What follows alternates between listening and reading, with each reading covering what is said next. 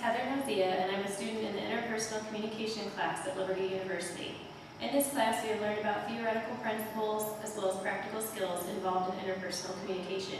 Today, I'm going to talk about the application of these principles in my own life in an attempt to improve my interpersonal communication skills. On the Interpersonal Communication Skills Assessment we took at the beginning of the class, I scored a 92 out of 100. The website said, your results indicate that you are extremely adept at interpreting other people's words and actions and seeing things from their perspective, which likely results in very few misunderstandings. You seem to realize that empathy is an essential part of good interpersonal skills, and therefore will do your best to place yourself in other people's shoes in order to better understand them. While I would agree with these results, I know that there is still much room for improvement in my communication skills. The skill that I would like to focus on improving most is becoming a better listener. Listening is a skill that is not as simple as it sounds. Beyond merely receiving information from others, a good listener is able to interpret the message being communicated through both verbal and nonverbal cues, encourage the speaker to share openly and without fear of judgment, assure the other person that what is being communicated is being understood, and build meaning together with that person. There are multiple aspects to listening skills, several of which I would like to improve in my own life. One concept that we learned about was what Peterson called the talker-listener process. This is a communication pattern that consists of each person taking the role of either talker or listener, and then switching roles at an appropriate time. While the concept of taking turns talking and listening seems very obvious, I've noticed that most conversations in the real world do not follow this process. It's more natural for me, and I think for most people, to try to play the role of talker and listener simultaneously, or to fill the role of talker only without trying to really understand the other person's point of view. According to Peterson, the role of the listener is to provide safety, to understand, and to clarify, to encourage the talker to open up and share, to truly understand the talker's point of view, and to help the talker recognize their own thinking and feeling. Effective listening is done without agreeing, disagreeing, advising, or defending, because each of these things puts the listener in the position of talker and takes their focus away from trying to understand the other person. Other attributes of effective listening are found in Stewart's book, Bridges Not Walls. Mindful listening involves focused attention, resisting the tendency to let our minds wander while listening to the other person speak. Empathic listening is attempting to fully understand the other person's point of view without interjecting our own point of view, similarly to what Peterson described in the talker-listener process.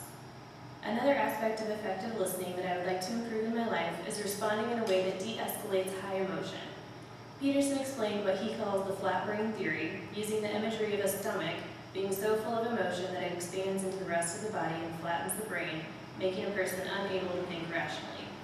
He pointed out that responding defensively or angrily to a person who is in this state will not lead to productive communication. Effective listening in this situation means helping the other person to identify and deal with their emotions in order to help reduce the emotional pressure that they're feeling. This can help bring them back to a more rational and functional state in which productive communication is possible. Burley Allen wrote about the same thing in her book, Listening, the Forgotten Skill. She pointed out that sometimes an empathetic response must be made 2 or 3 times before the talker's emotional level has lessened to the level where he or she can think objectively and listen well. I found Stewart's concept of nexting applicable in this area too. He defines nexting as doing something helpful next, responding fruitfully to what's just happened, taking an additional step in the communication process. In the case of responding to an emotionally charged person, nexting would require thinking about how to move the conversation in a positive direction, rather than simply reacting to the other person's negative emotions. Stewart encouraged us to take responsibility for our own choices in communication by pointing out that regardless of how well or how badly things are going in an interaction, what we do next will always help either maintain or destroy this quality. Every person has his or her own personality, which can be defined as an individual's unique, relatively consistent pattern of thoughts, feelings, and behaviors. According to the Uniquely You profile, my DISC personality blend is SC. These results put me clearly on the introvert-passive side of the scale, with a slightly higher people-oriented than task-oriented nature. This affects many aspects of my personal communication style. I prefer one-on-one or small group interactions to those with larger groups. When I'm in a social situation that involves a large group of people, I tend to remain quiet and fade into the background, but in a conversation with 1 or 2 people, I can be pretty talkative. I'm a people pleaser and do not like conflict, although I have gotten more bold as I've gotten older and am more willing to confront others now. But overall, I think that my behavioral blend gives a solid foundation for being a good listener, since I don't feel the need to be the center of attention all the time, and I'm generally not very talkative.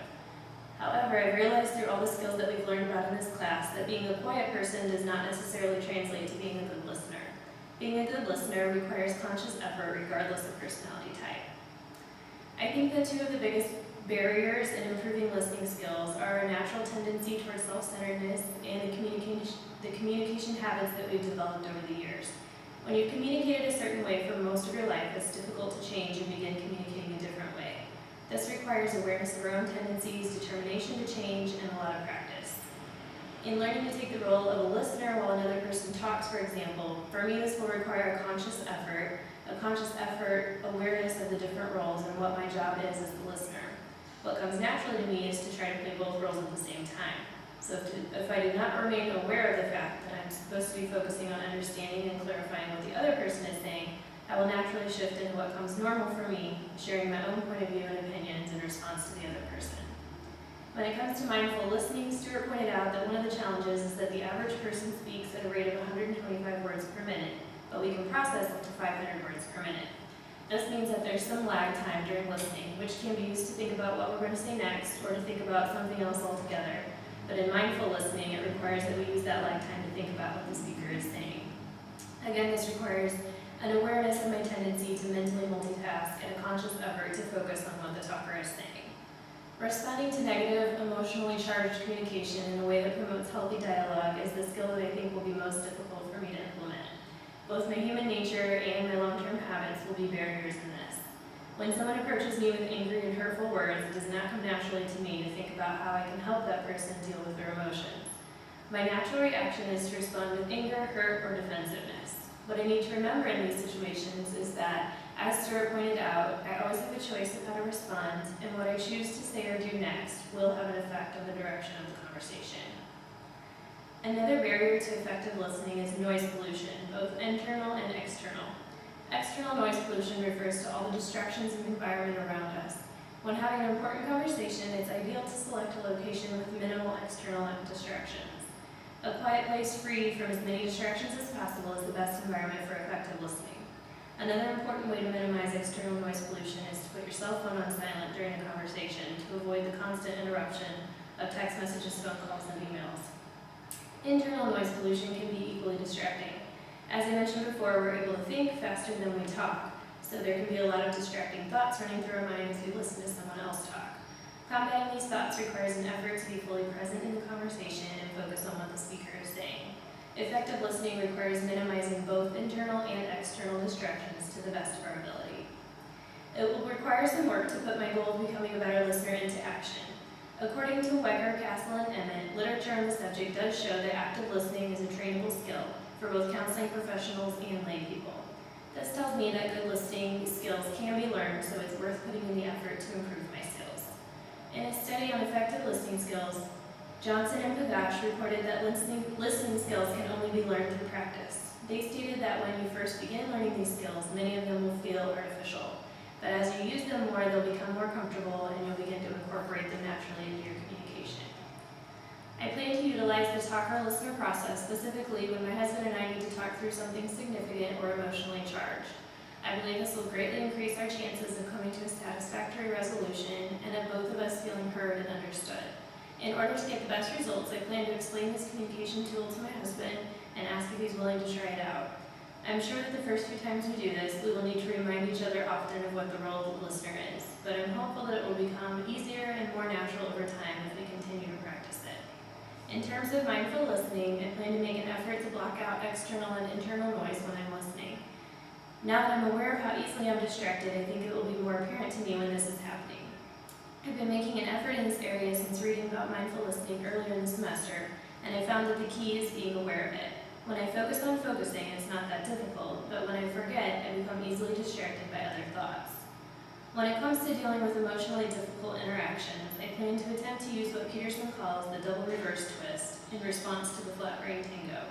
This involves recognizing that when a person attacks me verbally, it's because his or her emotional container is overloaded, and my job is to help unload some of that emotion rather than defending myself or counterattacking. Rather than focusing on myself and how their anger is making me feel, I need to think about how I can help them identify and unload their emotions, alleviating some of the emotional pressure also help bring them down to an emotional level where productive conversation is possible, which will benefit both of us. With each of these skills, I believe that an awareness of the communication concepts that are at play, as well as continued practice over time, are key to growing and improving in the skills.